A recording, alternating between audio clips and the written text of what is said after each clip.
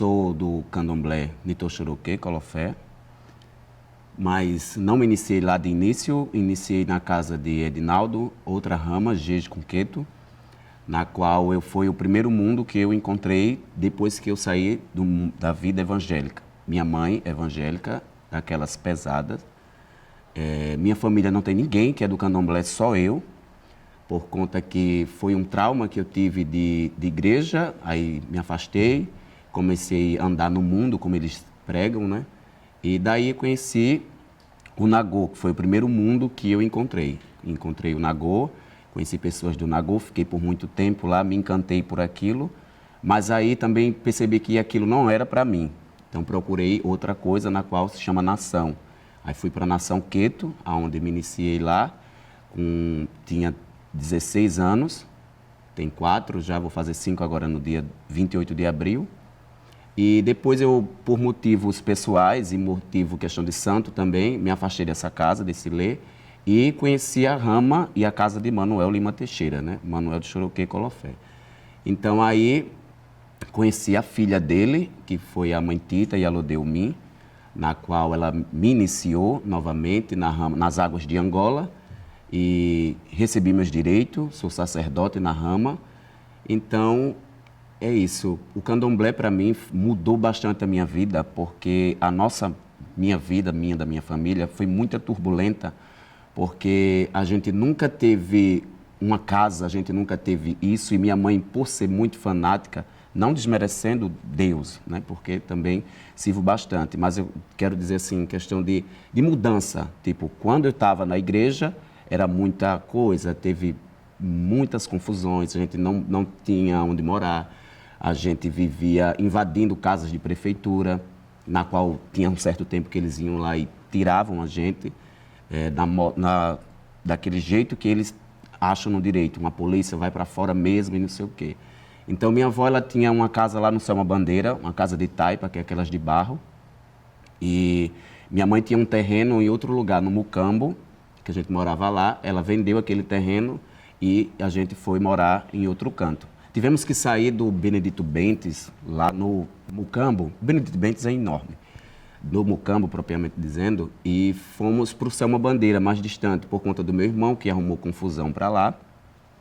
E acabou assassinando, aquelas coisas todas, e a gente teve que sair de lá, corrido de certa forma, e foi morar por trás da casa da minha avó, onde a gente levantou um barraco de taipa e conseguimos passar um bom tempo lá.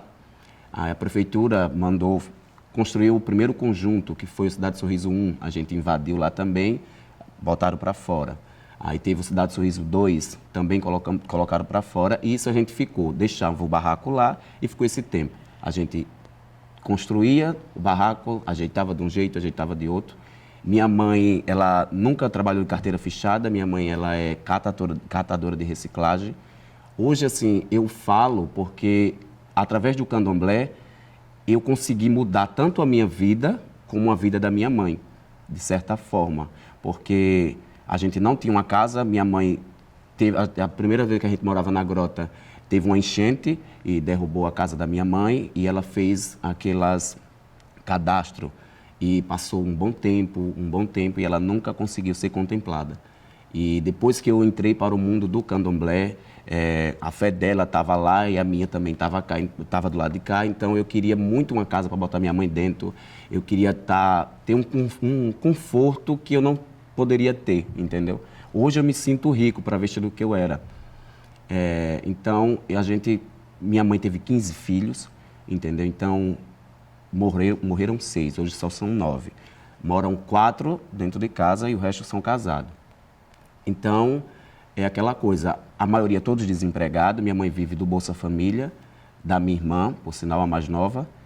Então, hoje, o que eu ganho ali, o que o povo me ajuda por uma consulta que eu faço, entendeu? Eu ajudo bastante ela. Então, isso aí a gente passou tranquilo. Fome a gente nunca passou, a gente sempre teve, tipo, não tinha hoje de manhã, mas à tarde tinha. Não era bom não, mas tinha, entendeu? Tinha o arroz, tinha um feijão, que a gente diz, um feijão branco, que é aquele feijão só com água, sal e alho.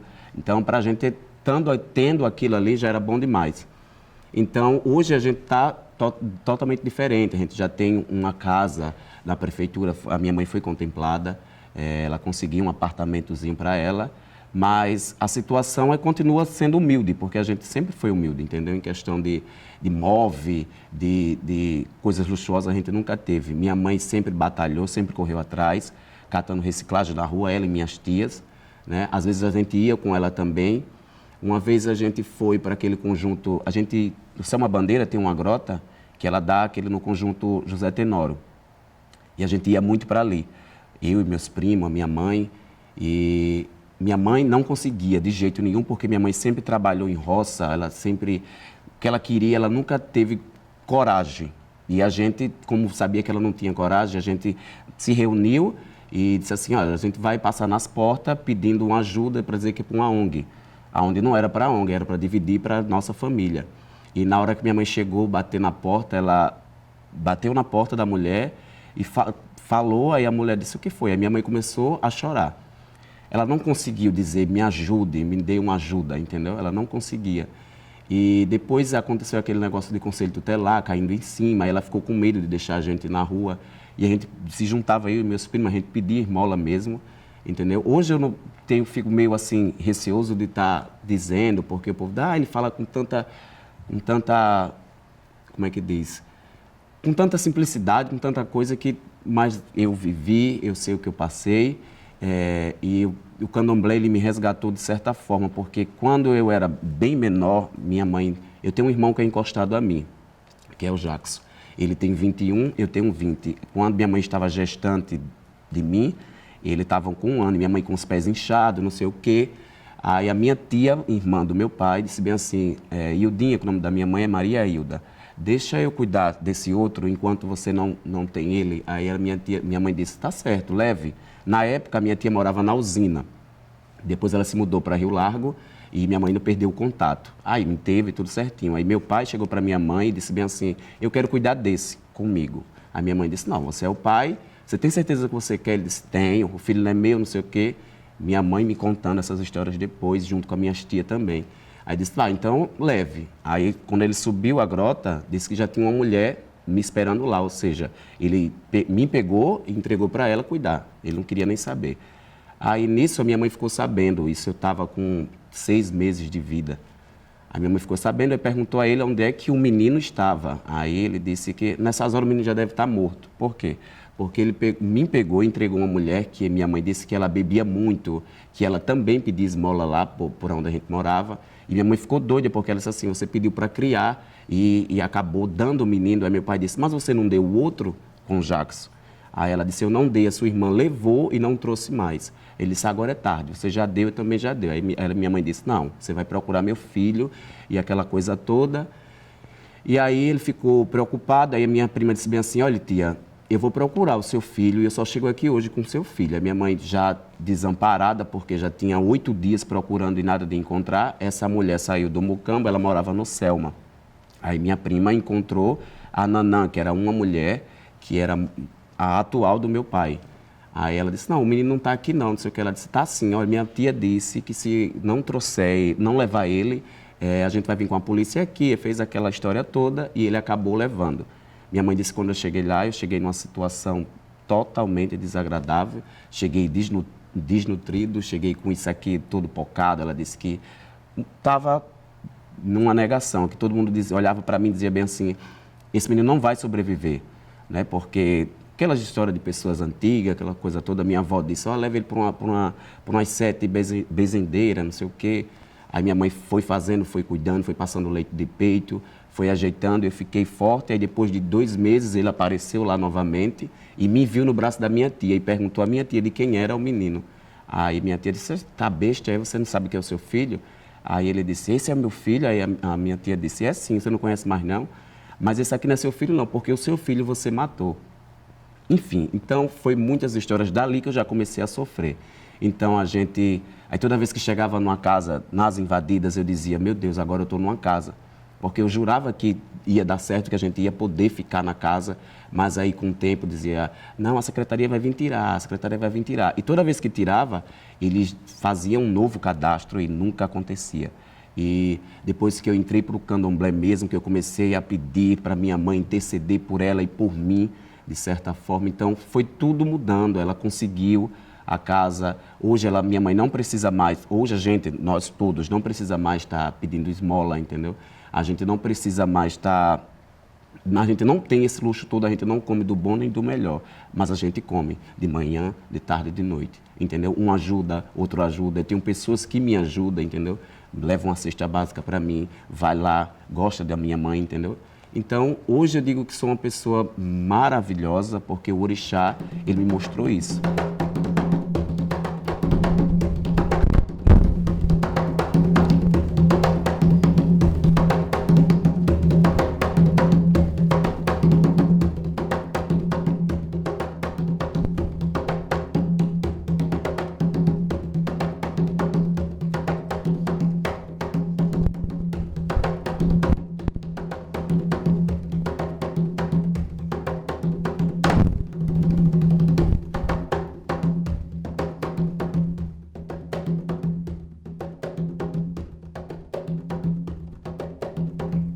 Então, eu sou uma pessoa que eu não tenho o que reclamar da vida, porque eu sou uma pessoa vitoriosa, assim como minha mãe.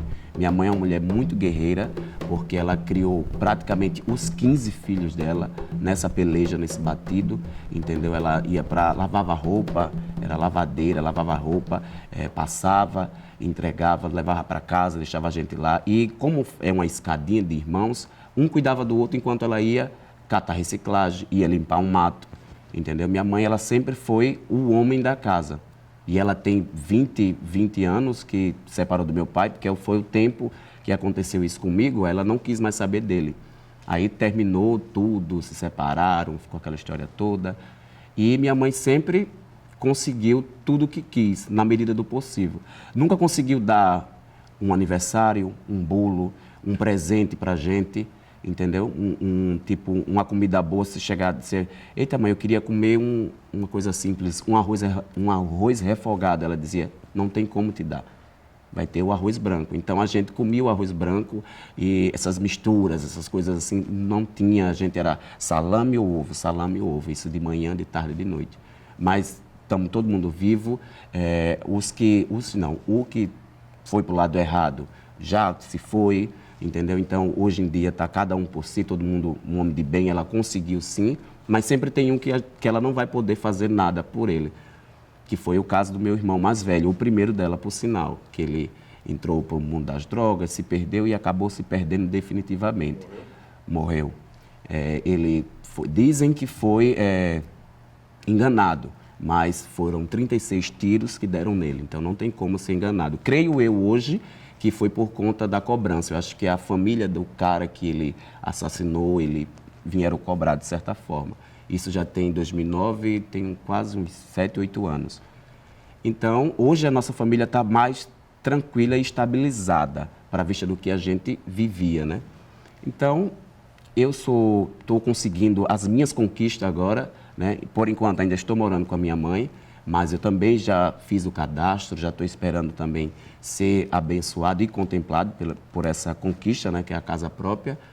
Então, eu fico assim, poxa, se não fosse o orixá na minha vida, eu não seria o Leonardo, entendeu? Porque eu sou o primeiro, todos da minha casa. Meu pai, ele foi do candomblé, mas não foi, tipo assim, de dentro. Ele não entrou, ele não raspou, ele não passou por nada. Só se cuidava, coisinhas assim, que quem é do candomblé sabe que não é uma entrada, tipo, é um simpatizante do candomblé. Tanto meu pai, como minha avó, mãe do meu pai, entendeu? Eles participaram pouco tempo e aí, por desilusões deles, eles desistiram. Então, na minha família todinha só tem evangélicos e evangélicos. Eu sou o único que sou do candomblé, sou sacerdote, fui iaô, entendeu? Fui tudo certinho.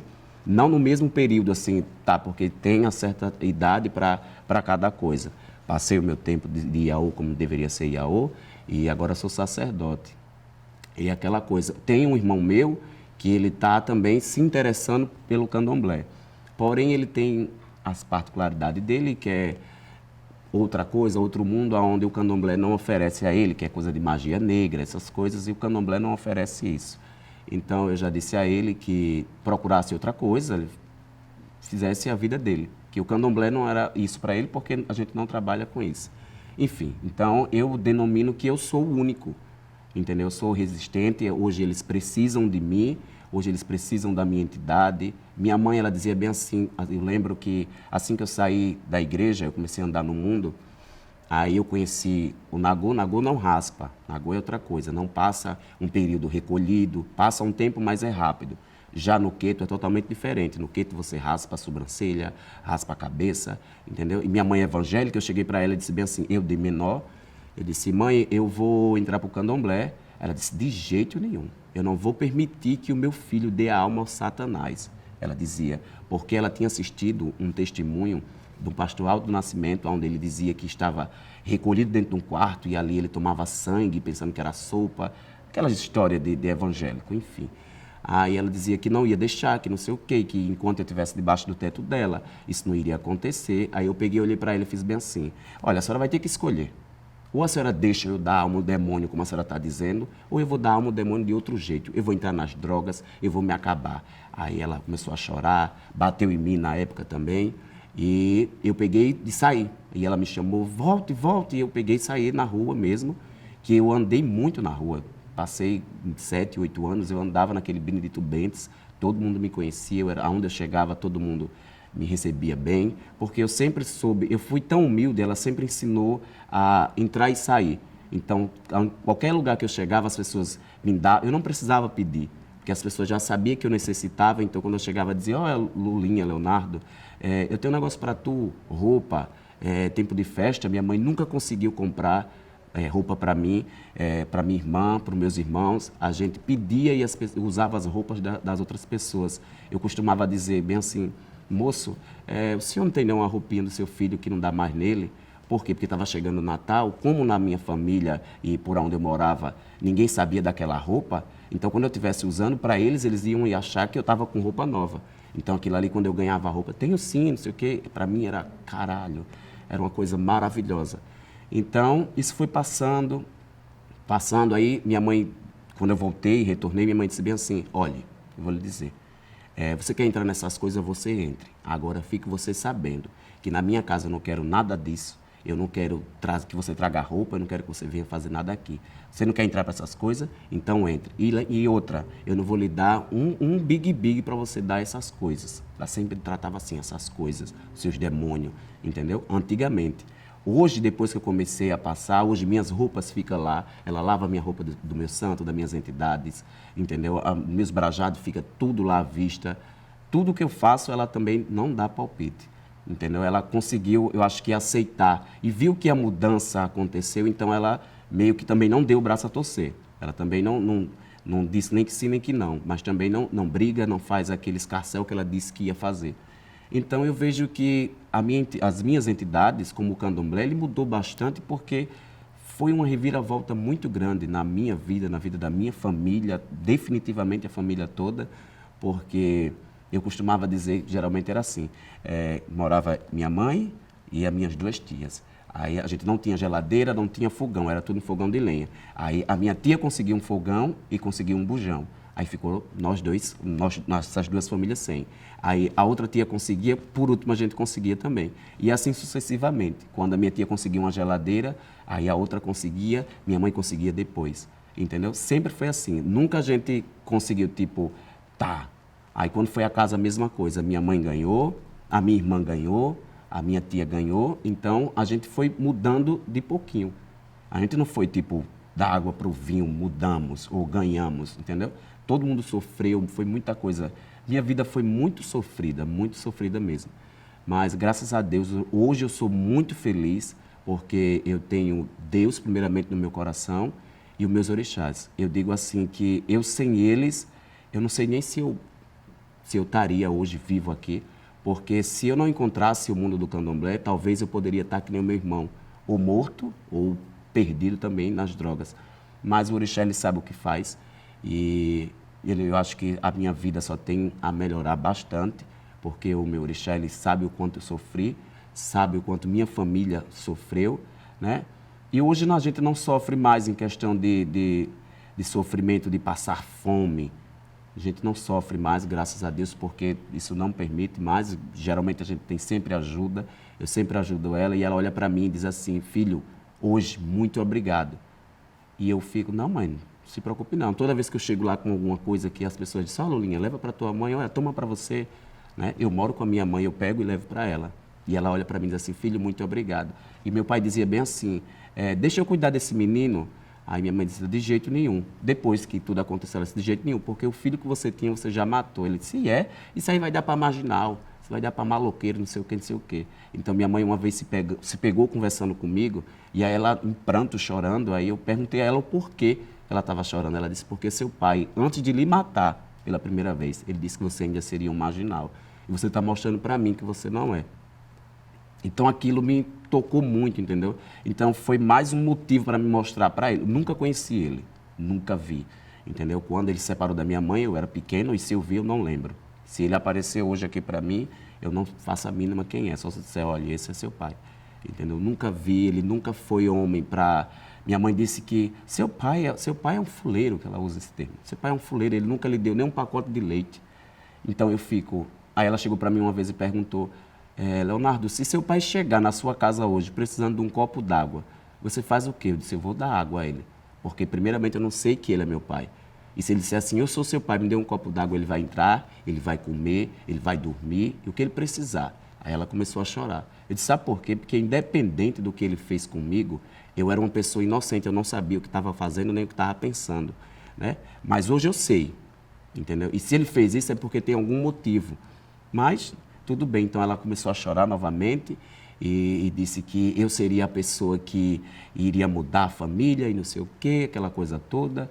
Então eu disse, meu Deus, eu acho que o Senhor sabe o que faz, então se eu estava vivo ali foi porque Deus permitiu que eu não morresse, porque minha mãe disse, tanto minha mãe como minha avó era curandeira, mas esse negócio de curandeiro ele é mais para... Jurema, não tem nada a ver com candomblé, é outra coisa, é uma coisa mais oculta, mais escondido, né? Só os mais velhos é que tem esse domínio de curar essas coisas, porque é um segredo, eles tinham um segredo. Então ela curava, ela disse bem assim, Ildinha, leve seu filho, eu vou vou curar ele, mas você tem que passar por 7 curandeiras. Aí minha mãe fez isso, passou por 7, né? Porque também não sei porque até hoje minha avó não deu tempo de minha avó explicar por quê. Porque minha avó, quando saiu do Selma Bandeira, ela deixou a casa de taipa para minha mãe morar e a gente foi para cima, ou seja, a gente estava no quintal, que não é um quintal, é uma grota, né? Aí ela estava dela em cima, no plano, né? E a gente mais embaixo. Então minha avó foi para São Miguel dos Milagres e chegando lá, ela passou 2 anos e a raiva da minha mãe mais ainda com o candomblé foi porque minha avó, ela não foi assassinada. Ela morava numa ladeira assim, mas numa casa tranquila, e estava acontecendo uma briga ou alguma coisa, e os caras desceram atirando para pegar no cara. Minha avó dentro de casa, sentada na porta, mas por dentro da porta, a bala passou pela porta e bateu na cabeça dela. Aquelas balas rolo-ponto, né, que quando faz um estrago.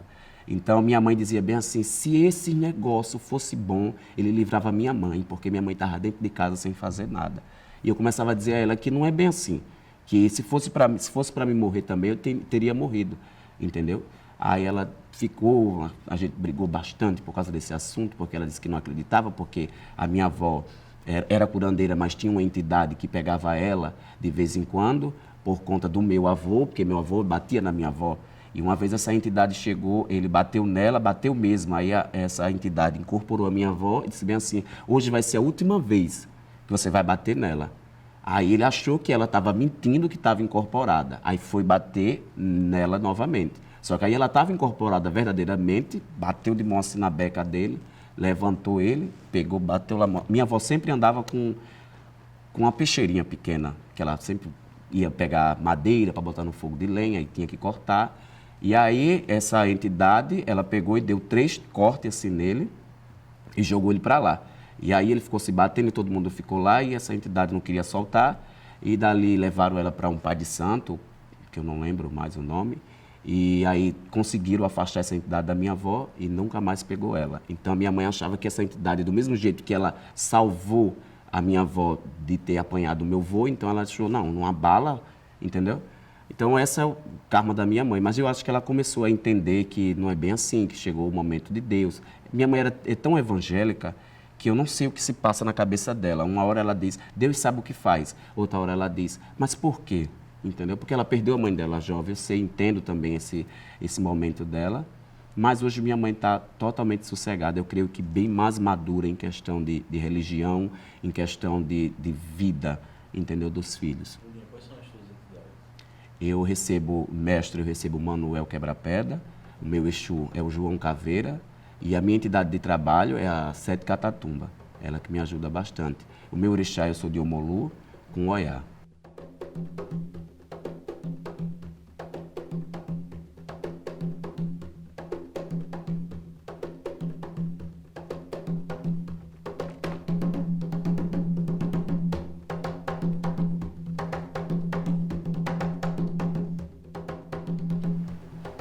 Eu creio, eu costumo dizer que são as pessoas da minha vida, são os meus amigos verdadeiramente, porque na hora que eu preciso, eles me ajudam bastante. Na hora que as pessoas precisam, eles ajudam mais ainda, entendeu?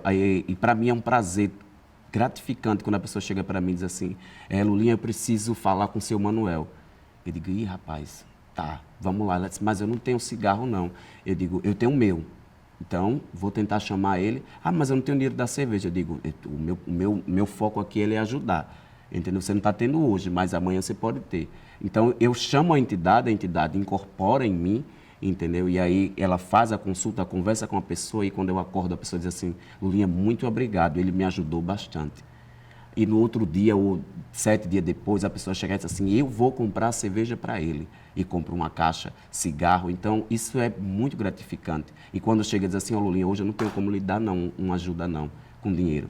Mas quando é com outro dia, com 7 dias, chega e diz, Lulinha, toma um dinheiro. Então, me ajuda bastante. Não cobro, porque as pessoas que vêm sabem quem é o Lulinha.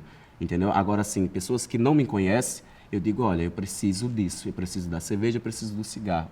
Porque é eles que vão tomar, eles que vão te ajudar, eles vai abrir teu caminho. Então, aí as pessoas, não, sem problema, não sei o quê. Então, são a pessoa que conseguiu, eu vou usar as pessoas, mas são as entidades que conseguiu ajudar a minha família muito, muito mesmo. Porque se não fossem essas entidades, a gente não teria o que comer à noite, às vezes. Às vezes eu me incorporo de manhã para comprar a comida do almoço, entendeu? Minha mãe, ela dizia, eu não quero de jeito nenhum que isso, não sei o quê, aquela coisa toda. Então, quando eu chego para ela hoje, eu digo assim, mãe, eu não tenho aonde atender. Então, tem que ser lá, eu estou morando com ela ainda. Eu disse, mãe, vai vir uma pessoa aí que vai querer falar com o seu Manuel. Ela disse, está certo. Quando a mulher chegar, você me avisa. A mulher chega, ela sai, vai para casa da minha tia, vai para casa da minha irmã, entendeu? Quando termina, aí eu vou chamar ela. Mas ela não se permitiu ainda de estar ou sentar para conversar com eles, não, de jeito nenhum. Né? Porque eu acho que pode ser o egoísmo, pode ser, né, o orgulho, mas ela disse que eu não tenho nada a ver, não. Cada um segue o que quer. Disse, mas ajuda bastante. Então, é isso. Eu sou... Qual foi a primeira vez que incorporou em você? Quando eu era do Nagô, que o Nagô é um mundo paralelo, é totalmente diferente da nação. Nagô ele é uma coisa mais onde o orixá é meio que, vou usar assim, brasileiro. O orixá ele fala, o orixá ele tem liberdade, né? Ele abre o olho, ele tem aquela coisa, ele dança do jeito que ele quiser. Então, quando eu era do Nagô, eu cheguei lá num toque de preto velho. Então, nesse toque de preto velho, eu cheguei nessa casa com o meu irmão, o Ismael, cheguei nessa casa e eu disse, eu gostei daqui. O meu irmão bateu em mim e disse assim, eu não gostei. Eu disse, tá. Aí continuei lá naquela casa, aí fiz amizade com o pai de santo da casa, e aí ele jogou para mim e disse, olha, você é de Obaluaê, né? Você é de Obaluaê com Oiá e não sei o quê. Eu disse, tá. Eu disse, quando é que eu posso vir para dançar? Aí ele disse, vai ter toque de Iemanjá no dia 2. Aí eu disse, tá certo, aí fui. Mas ali eu também não sentia nada. Porque eu era do Evangelho e eu não sabia o que era. Eu perguntei a ele na hora que ele jogou para mim, ele disse, não, aqui a gente só vai saber se a entidade lhe catar. Se a entidade lhe catar, a gente sabe que você é virante. Caso não, você vai ser um engomista, entendeu? Aí eu disse, não, tá, tudo bem. Então passou. Nessa festa de Iemanjá, eu não senti nada.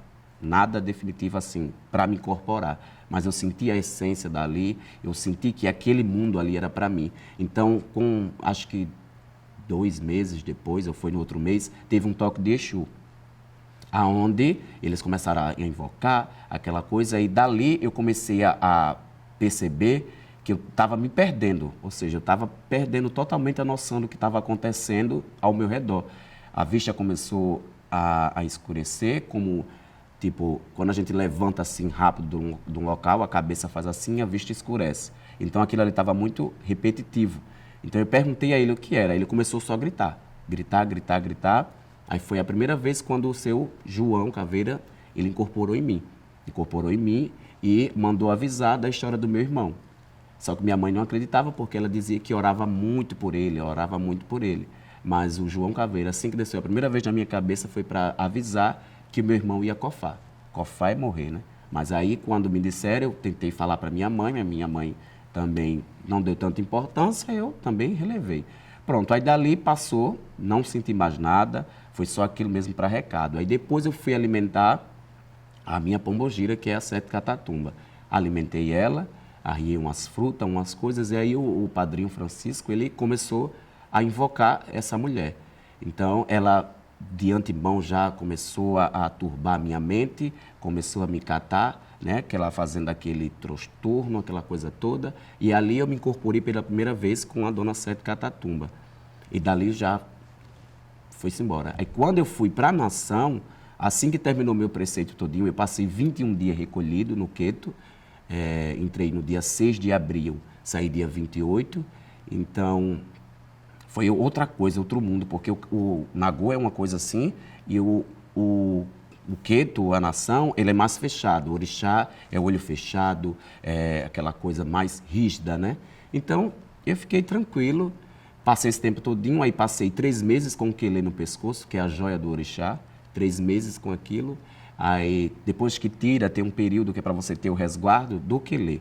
Aí eu passei mais 7 dias. Com 7 dias eu saí no dia 16 de agosto, no dia do meu aniversário. E quando foi no dia 28 de agosto, foi a festa da Maria Padilha, da casa do meu babá, do Nau, na época. Então, ali foi quando aí veio o seu João, mas ele é uma entidade muito de trabalho, muito de recado, mas aí foi embora. E aí o seu Manuel automaticamente já incorporou em mim. Foi dali que eu comecei a passar a virar com o mestre, né? Porque no Nagô eles não cultuam. É mais Exu, Exu, Exu. Na Nação já tem o mestre, mas tem o Exu, entendeu? Então, esse Manuel, esse meu mestre, ele começou a incorporar em mim porque ele seria mais um mensageiro, era ele que vai estar lá. Por ser mais leve, de certa forma, como assim leve? Tipo, toda entidade, ela tem um grau de, a gente que é virante, ela tem um grau de potência, eu acho, da sensação da gente. A gente percebe que um é mais forte que o outro, então a gente usa o termo de pesado, entendeu? Então, o Manuel, ele é mais leve porque é uma entidade de fumaça, e o Manuel, o João, é uma entidade de cemitério, de calunga, entendeu? Então, é uma coisa mais forte. Então, esse homem, ele começou a vir na minha vida, ele começou a arrumar pessoas começaram a gostar dele só de ver e marcando consulta. Então, foi me ajudando e dali eu fui conhecendo tudo isso. Então, começou dessa base mesmo do Nagô, essas entidades. E santo, eu só vim me incorporar com o santo mesmo depois que eu entrei para raspar. Na hora do babaxé, que é o sacrifício, aquela coisa toda. Foi ali que meu santo me catou pela primeira vez. Omolu, eu sou de Omolu. Entendeu? Então, a primeira vez que eu me incorporei com o meu santo foi no dia do babaxé, no dia 25 de abril. Mas aí eu já virava, por conta do Nagô, eu já virava só com o João e com a Sete Catatumba. As únicas entidades que me pegavam. Aí, depois que eu comecei a virar com o santo, existe o cheiro do orixá, que se chama Erê, que é a entidade criança, né? Então, essa entidade também começou a me encatar, de certa forma, começou a me pegar, porque aí essa entidade, ela fica responsável para a gente não pensar em coisas ruins, para a gente não pensar no mundo enquanto estiver recolhido, entendeu? Essa entidade, ela cata, ela lhe turba sua mente, onde você não pode estar pensando, ela vai ter um espírito de criança, é outra coisa, entendeu? Outro mundo que quando você acorda, você, tipo, não sabe o que foi que aconteceu. Porém, você tem vagos flashes do que aconteceu, porque é uma turbação. entendeu? Ela está só turbando enquanto você pensa em fazer algo de estranho, aquela força é maior do que você não consegue, entendeu? Então, é um universo maravilhoso, para mim, no caso, que eu sou muito fiel a cada um deles, porque me ajudou bastante, bastante mesmo. E você tem controle sobre isso? Por exemplo, eles baixam sem a sua permissão ou é uma coisa negociada? Só baixa quando você permite? Não, existe momentos para tudo. Tipo assim, a entidade é um vento. A hora que ela quiser catar qualquer um médio, ela vai catar. Catar eu uso assim, incorporar. Porque a gente, em qualquer momento, tipo, eu estou aqui, vou fazer uma consulta, então eu tenho que me concentrar para que essa entidade ela venha em terra. Se eu estiver numa festa, num toque, existem momentos que a gente está cantando, a gente está chamando as entidades. Então, quando o médium está voltado para a entidade, a qualquer momento ela pode catar ele, entendeu? Mas aí a gente não tem controle, a gente não consegue controlar, porque é uma coisa mais forte que a gente. A gente pode tentar aprender, entendeu? E sair do local, tirar a mente dele, ou seja, pensar em outra coisa para que ele não possa, para que ele não consiga lhe tomar. Então, esse é o poder ou o controle que a gente tem, né? Depende da ocasião também, porque se for uma coisa de recado que ele queira fazer mesmo, não tem como controlar, porque ele vai pegar você, já vai começar a bater, então a única saída do médium é se entregar, que é para ele incorporar. E tem momentos que a gente chama, que é a consulta, né? Que eles vão estar nas encruzilhadas, na Calunga, ou em algum lugar onde a gente vai ter que se concentrar, né? Se purificar, tomar um banho de santo, tá pronto, limpo para ele, para que essa entidade ela venha limpa e passe claridade para aquela pessoa que está precisando. Então, é isso que acontece, não tem controle, a gente não controla. Eles têm o domínio completamente em cima de qualquer um médium. É maravilhoso isso, porque é uma coisa inexplicável o poder do orixá como das entidades de fumaça. Porque uma coisa que Exu é o cara que atira hoje para matar amanhã. Então, você diz, entendeu? É uma coisa maravilhosa. Exu... Explica isso aí, atira hoje para matar amanhã. Tipo assim, Exu é o orixá da orgia e da alegria. Ele atira hoje para matar amanhã. Ou seja, o mundo dá voltas. Então, ele atira para cima e quando ele quiser, ele vai acertar para matar, entendeu? Então, é isso que as pessoas dizem, que Exu é polengasto. Ele é o amor, mas ele também pode ser a justiça. Ele está alegre, mas ele às vezes bate em você sorrindo, entendeu? Então, a gente tem que tentar ser mais certo com ele para que eles sejam certos com a gente. Não que eles sejam errados, né? Porque às vezes o errado somos nós, em fazer um pedido errado, em acender um ponto contrário, entendeu? Então eles pedem para que a gente seja mais fiel, seja mais agente para que trabalhe com eles certinho, porque é o nome deles que vão estar em jogo. É uma obrigação sua. É uma obrigação minha cultuar eles, porque eu preciso deles. Entendeu? Eu preciso, não só eu, como a minha família, como as pessoas que vêm me procurar. Mas caso você não queira mais, você tem essa escolha? Temos sim. Eles costumam dizer, pelo menos o meu mestre, ele costuma dizer que o que você quiser fazer, você faça. Entendeu? Você não entrou aqui à força, eu não fui lhe buscar lá, então se você quiser sair, você vai sair. Agora, quando você precisar, não chame por mim, chame por quem você está seguindo. Entendeu? Ele costuma dizer bastante isso, que se eu procurei, foi eu que fui até o candomblé, foi eu que fui lá procurar eles. E eles me escolheram para dar continuidade nessa vida que eu escolhi. Então, eu tenho que seguir até onde eu quiser. E eu pretendo seguir até a hora que Deus e o Olorum disser assim, já cumpriu toda a sua história aqui, eu vou embora, mas eu vou seguindo meus orixás. Que digam que o mundo vai acabar, que não sei o quê, porque eu costumo dizer que eu adoro o poder de Deus, que é a natureza. Deus criou a natureza e ele denominou funções. Ele disse, o Oxum tu vai cuidar do rio, e Iemanjá tu vai cuidar da praia, o Xóssi das matas, entendeu? Então eu adoro esse poder. E os orixás, eles não morreram, eles se encantaram pelo poder de Deus, né? Pelo poder das águas, da natureza. Então eu adoro isso, mas os crentes, eles não costumam dizer isso. Tem que adorar só um Deus. Eu posso adorar quem eu quiser, porque Deus deu livre-arbítrio, entendeu?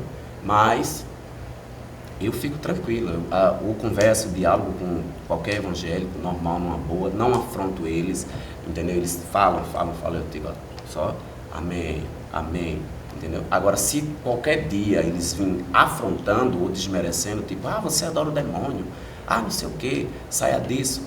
Aí eu começo a dizer, olha, se você for para conversar assim comigo, você nem comece, entendeu? Aí vou me livrando da pessoa e saio, né? Porque quem não escapa, 100 anos vive. Sempre digo isso. Então, não tem como não amar essas entidades, entendeu? Porque são maravilhosos para mim. São as pessoas que dão o meu ganha-pão, que dão o que eu vesti, entendeu? Brincadeiras, aniversário que eu nunca tive, eu nunca consegui ter, porque minha mãe nunca teve condições de me dar, as entidades já me deu, entendeu? Me deu pessoas que já fizeram surpresa para mim, que eu digo, poxa vida, se isso aqui é ruim, eu não sei o que é bom, entendeu? Então, não tem explicação do amor que eu sinto por cada entidade minha, por cada orixá que eu tenho, por cada pessoa que eu cuido, que cada pessoa que vem me procurar é um novo aprendizado, eu estou ali vendo o que ela está passando, né? Que às vezes é parecido comigo, então eu posso ajudar porque eu já passei por isso, entendeu? Então, eu consigo levar a minha vida como Deus e o orixá permitiu. Como é que é se tornar sacerdote pai de santo tão jovem, assim, 20 anos, qual é o procedimento necessário? Verdade. O candomblé, ele escolhe muito, o orixá, ele sabe o que quer. Então, quando o orixá, ele viu que eu vim do Nagô, eu fui para o Jeje, eu adquiri um aprendizado aqui, um aprendizado ali. Então, o orixá, ele disse bem assim, eu acho que você já pode cuidar de outras pessoas. Então, o orixá, ele começou a me dar pessoas para cuidar, pessoas querendo ser meu filho. Eu sendo Iaô, então eu não podia. Então, o orixá, ele ficou muito em cima de mim. Tanto as minhas entidades, que começou a conhecer muitas pessoas, comecei a ter que ter ebó, mas eu não podia bater porque eu não era sacerdote. Então, o orixá, ele se antecipou e disse bem assim, o meu filho é capaz, sim, de receber os direitos. Então, aí a gente foi, correu atrás da obrigação, fez, e hoje eu creio que o mais novo sacerdote, né? Porque não tem ninguém com 20 anos que seja sacerdote. Tomaram assim, com 21, né? Antigamente tomaram certinho, porque antigamente o povo começava cedo demais, então com 7 anos já tinha que ter a liberdade, né? Já tinha que ter os direitos. Então é isso. É maravilhoso para mim e também uma coisa assim de sobrecarregado, porque tem pessoas que dizem assim, eu mesmo não confio, é muito novo, né? Não sabe de nada ainda. Eu não sei, mas as minhas entidades sabem. Entendeu? Então, se eu me incorporo, ela tem que dar o positivo dela. Ela tem que mostrar que eu sou jovem, mas eles não. Eles não são jovens, eles são entidades velhas que sabem o que fez, sabem o que vão fazer. Então, para mim, eu sempre ponho assim, eu não sei de nada, quem sabe é minhas entidades. Entendeu? Mais isso.